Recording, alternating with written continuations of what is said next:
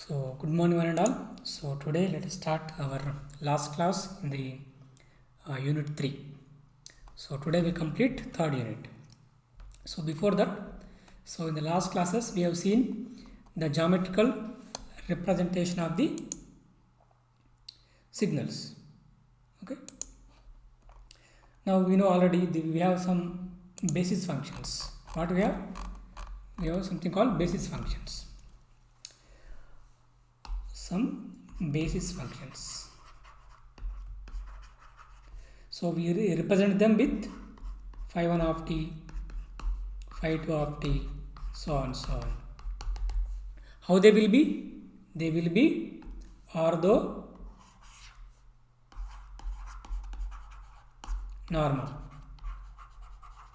which means they are orthogonal as well as each and every basis function has a unit energy. So they are mutually orthogonal and they are individually normalized, which means they have unit energy.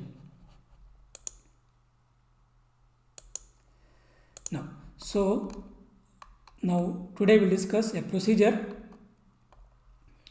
called as Gram-Schmidt orthogonalization procedure. It is called Gram-Schmidt procedure.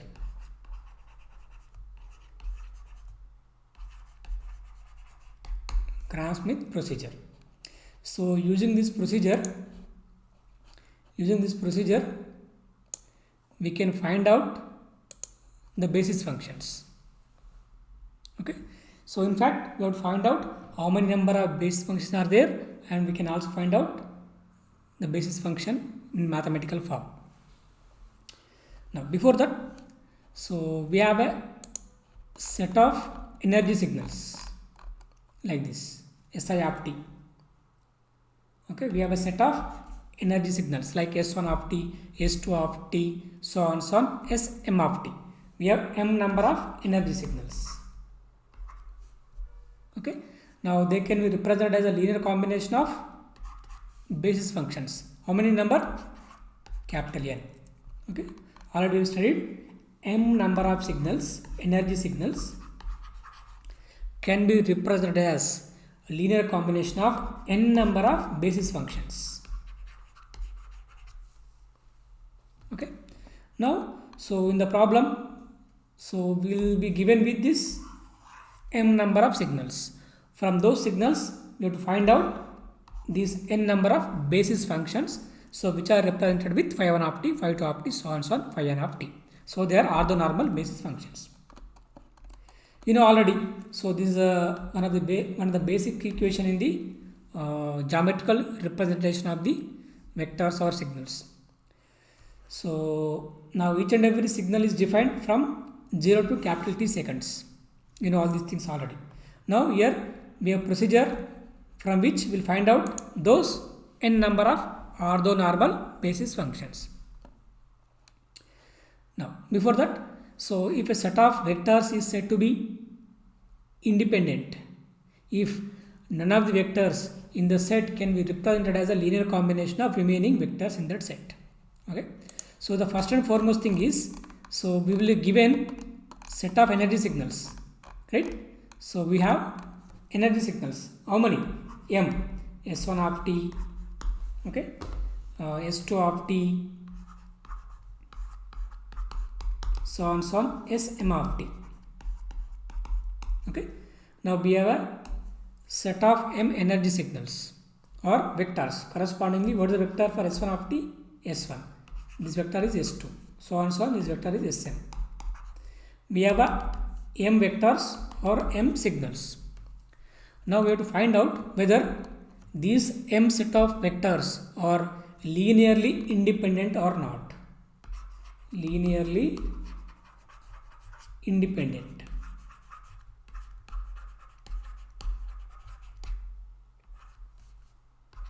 Or not. So we have to find out whether they are linearly independent or linearly dependent.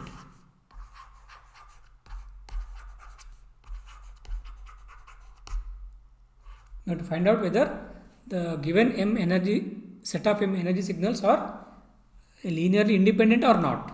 That is what we have to find out. So here I told you the definition. a set of vectors is said to be linearly independent if none of the vectors can be represented as a linear combination of remaining vectors in the set. So let me take a simple logic.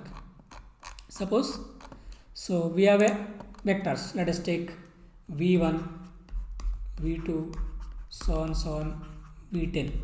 These are the set of 10 vectors. Okay, here none of the vectors is expressed as a linear combination of remaining vectors, which means suppose v1 cannot be written as some linear combination. Let us take alpha 1 v2 plus alpha 2 v3, so on, something like that. Okay, so v1 cannot be written as linear combination of remaining vectors, which means v1 is not a linear combination of remaining vectors from where to where, v2, v3, so on, v10. So in this way, each and every vector should not be written as a linear combination of remaining vectors. Okay, I will take a simple example. Suppose here I have taken 3 vectors, v1, v2, v3. So are they linear independent or not? Okay, so what is v3? How to write v3? Can we write v3 as a combination of v1 and v2? Is it so? Think about it. Okay, so here just tell me, so how v3 can be represented as a linear combination of v1 and v2, or for that matter any vector. So okay, v3 cannot be written. What about v2? Can you write v2 as a linear combination of v1 v3? Can we do so? Yes, v3 plus 2v1, isn't it? What happens? So let me write, what is v3 plus 2 times v1. Find out what will happen. v3 plus 2 times v1. So v3 2 times v1 means this becomes 2, this becomes 4, this becomes 6. Okay, so 2 plus 2, 4. Okay, 1 plus 4, 5. 0 plus 6, 6. 4, 5, 6. So what is the combination of these two vectors? 4, 5, 6. But this is equal to what? v2, which means we could able to write v2 as linear combination of, what is that? v3 plus v3 plus 2v1. That's why simply you can say, right? What you can say? What you can say? v2 is depends on v3 as well as v1.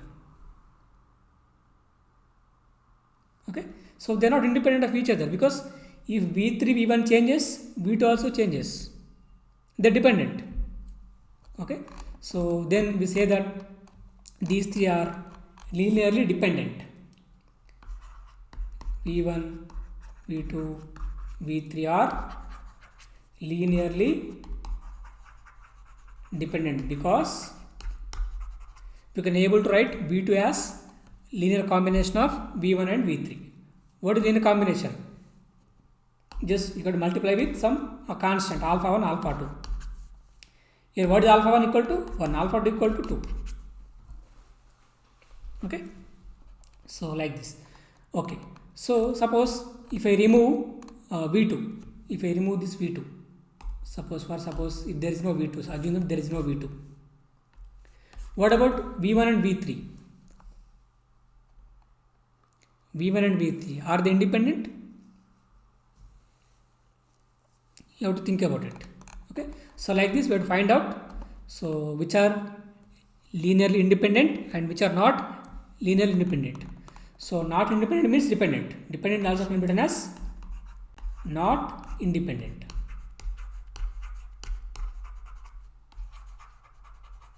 Okay, like this.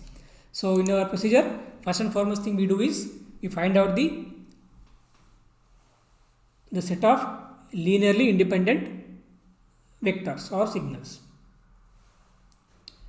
So the members of a set of a basic vector functions form a coordinate axis and they are not unique. Okay, so you know already. So while drawing the they will act as an axis. I have shown some examples in the last class, right? Like this. So they act as axis, phi 1, phi 2, so on, so on. So these basis functions are acting as an axis because they are orthonormal and they are not unique. So very, very important.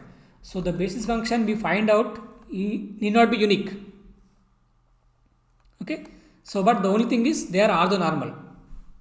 Okay. They need not be unique. So please remember that. That's very, very important. Okay. So here in this example, in this procedure, so what is happening? We have set of m vectors. Okay. How many vectors? M vectors. From that, we have to find out set of n basis functions.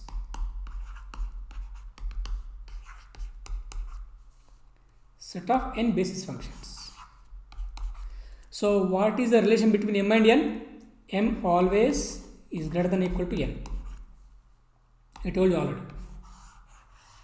So the number of vectors is always more than the number of basis functions required. At most they may be equal to each other. That's it. Okay. Yeah. So the signals S1, S2, Sm form a linearly independent set in which case m equal to n. Okay. So what happens here? Suppose if all the vectors are linearly independent. Okay. Suppose in the previous examples, in the example I have taken three vectors v1, v2, v3. Okay. So what happened here? So they are not linearly independent. Suppose if they were independent, so what will happen now? Obviously m equal to n. So the number of vectors is same as the number of basis functions. Okay. So if they are not linearly independent set, in which case m is more than n. Okay. Now suppose in this example, what happened? So v2 is dependent upon v1 and v3. Obviously they are not linearly independent. Okay. So how many? What about v1 and v3? Suppose let us assume that they are independent. Okay. So these three are not a set of linearly independent vectors. That is sure. But what about v1, v3? They are independent. Which means here the number of basis functions required is only 2, not 3. Because v2 is dependent on v1 and v3. But v1 and v3 are independent of each other. So the number of basis functions required is equal to the number of independent vectors in the set. In this set of three vectors, only two are independent of each other, obviously. So n equal to 2. So here what happens now? We have three vectors, but among three only two are independent. So m equal to 3, but n equal to 2. Okay. But suppose if all three are independent, the answer would be what? So 3 vectors and obviously 3 basis functions. Here m equal to n. Here m is equal to n. Here m is more than n. M never be less than n. Obviously, if combine these two, m can be always greater than or equal to n. It depends upon whether the given vectors are linearly independent or not. If all the vectors are linearly independent, obviously m equal to n. If not, m is more than n. Okay. But how many? If m is more than n, how to find out n value? Depends upon. So how many subset of vectors is linearly independent? Okay, we'll take problems. So that is about number of basis functions. Now here we have procedure. It is a systematic procedure to find out the basis function. So we don't go into details of the procedure, that is not required in our course. But so you just remember there is a procedure called Gram-Smith orthogonalization procedure, from which we'll find out the basis function systematically. Okay, what we do generally? So to find out the first basis function, what we do? We take a signal and divide with root of its energy. Okay, so to find out the basis function, what we do? We take a signal and divide with its root of energy. Okay, so I am not getting into the details of the procedure. So how to find out the basis function? Phi 1 of t. The simplest procedure. I am just telling you like this. What is E1? Obviously energy of the S1 of t.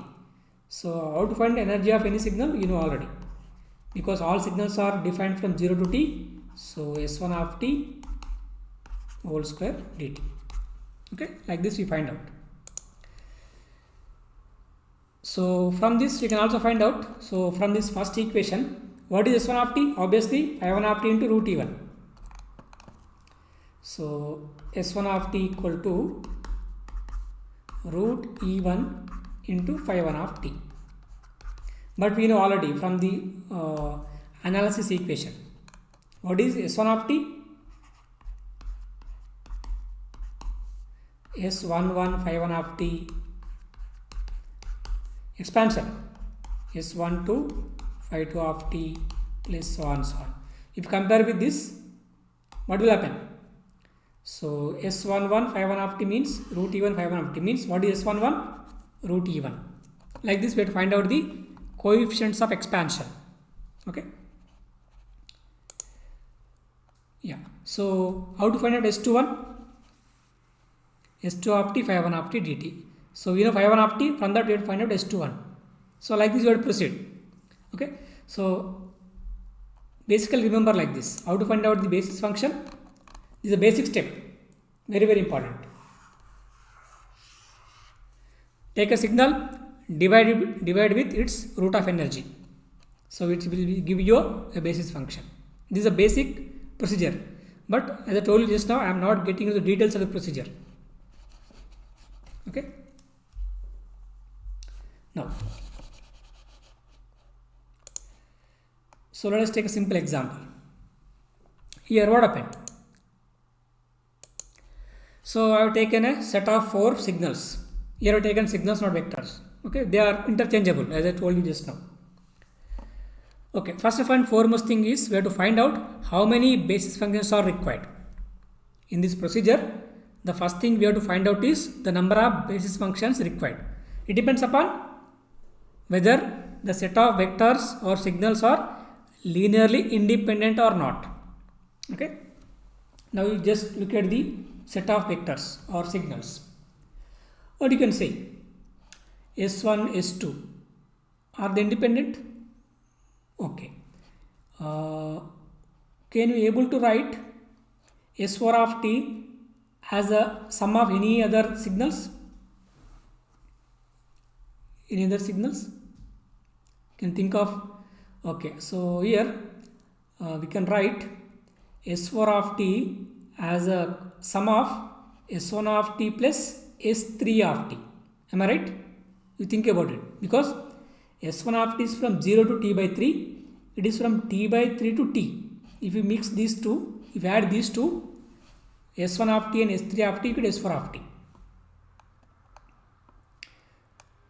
Yes. S4 of t is nothing but S1 of t plus S3 of t. So obviously all these set of 4 signals are not linearly independent.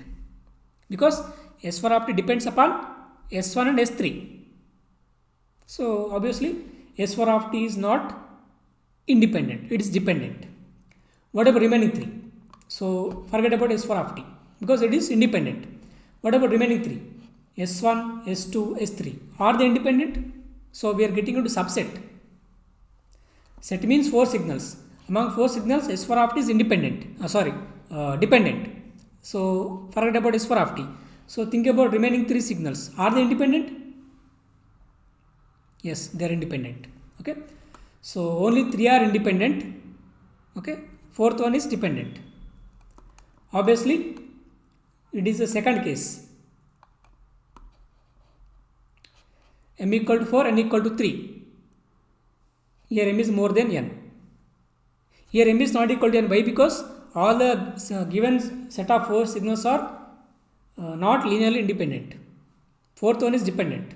So remaining 3 are independent. So that's why the number of basis functions required is only 3, not 4. Okay. Now, so this is a procedure. E1, energy of the signal. What is that? Root of t by 3. What is phi 1 of t? As I told just now, s1 of t by root of e1. So this is s1 of t. Phi 1 of t. Finally, this phi 1 of t. Okay, what is that? 0 to t by 3. Its value is root of 3 by t. So be careful. Now this is s21. This is phi 2 of t. This is phi 2 of t. Okay, that is phi 2 of t. So next. So here we need only 3 basis function, not 4. Okay. We have 4 signals, but those 4 signals can be expressed as a linear combination of only 3 basis functions. Okay, this is the third basis function. These are 3 basis functions. You know already. So basis function should be orthonormal. What is the energy of phi 1 of t? Phi 2 of t? Phi 3 of t. All are having unit energies. And not only that, they are mutually orthogonal. Okay, you can check. Orthogonal means what? So the inner product should be 0. So if I write, so those 3 basis functions, phi 1, phi 2, phi 3, they are having unit energies. Not only that, so they are mutually orthogonal. Phi 1, phi 2 inner product is 0.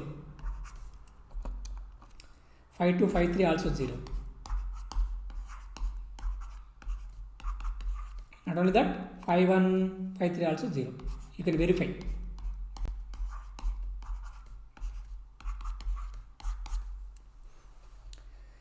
So we have found out 3 orthonormal basis functions using a procedure called Gram-Schmidt orthogonalization procedure. Now these are the 4 signals. They can be represented as a linear combination of these 3 signals only. 4 signals can be represented as a linear combination of 3 orthonormal basis functions. That is the logic. Now this is S11, S21, S22, S32, S3. All are equal to root t by 3. S12, S13, S23, S3 all are equal to 0. These are the coefficients of expansion.